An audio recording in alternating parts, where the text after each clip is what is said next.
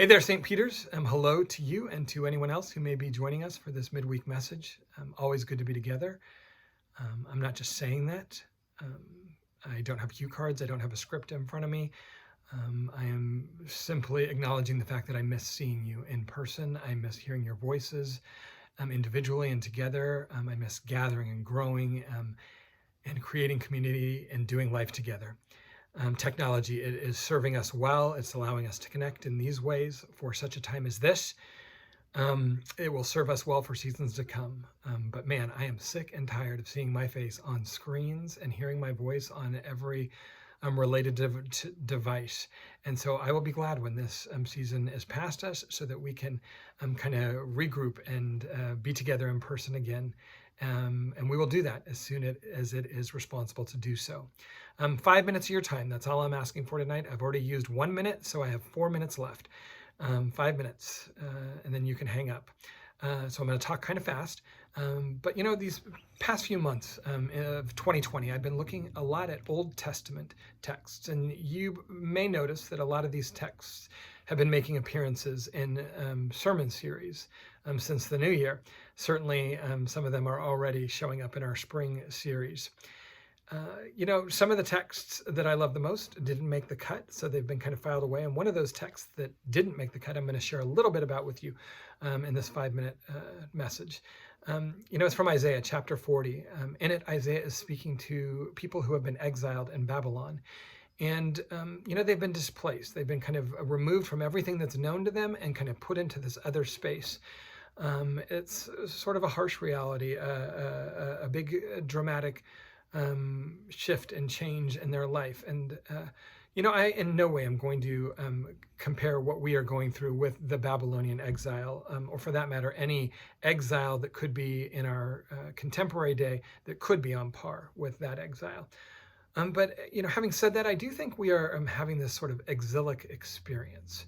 You know, we kind of are living in this moment where everything that's rhythm and routine and normal to us has sort of been stripped away and kind of recategorized. You know, things that we're just used to doing, going to work, going to school, going to the grocery stores. The ways in which we do that or don't do that has shifted, and we've had to kind of adapt to new ways of doing that. And so in that way, I think it's sort of an exilic experience.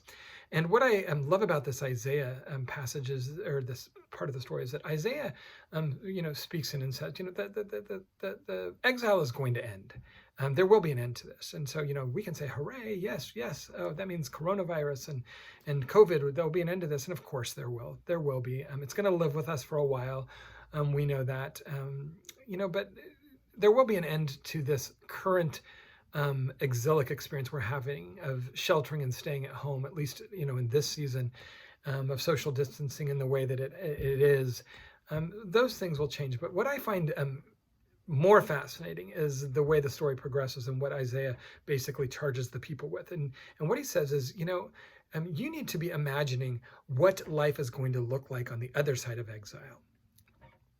That is worth remembering. That is worth chewing on individually, as families, as neighborhoods, as communities, and certainly as the church, as St. Peter's. What is life going to look like on the other side of this exilic experience? Because the truth of the matter is it's going to look different. It has to look different. It will look different. And so what I'd like to invite you to do with us is to imagine with us what life needs to look like on the other side of this exile. You know, I don't want to paint that it's going to be without challenges or that it's going to be easy, because it's not. It's going to be hard. In fact, we're already seeing present realities with regard to faith giving and the direct impact that it's had due to coronavirus on our faith giving. You're going to be seeing and hearing more about that. You've already seen some information about that. But, you know, it's not going to be without challenges. In fact, it's going to be hard at times. But I believe this is a good time to be the church. And I say good time not because it's easy, not because it's without challenges, but it's in times like this that, you know, where we are weak, God is strong. Where we are less, God is more. It's in times like this that we are reminded that God is God and we are not. And so join me join us in thinking about what life needs to look like. Imagine what life needs to look like on the other side of this exile, because it could be an exciting, resurrecting, reawakening for the church at large, and certainly for St. Peter's. I love y'all. I'm so privileged to be one of your pastors here at St. Peter's. I'm so privileged to sit in this seat as lead pastor in this office where decades of senior pastors before me have sat. I am in the good company of others who trust and believe and know that God will be faithful to us as we continue to do this work that is the life and ministry and mission of St. Peter's together. God bless y'all. Love ya. Big hugs. See you soon.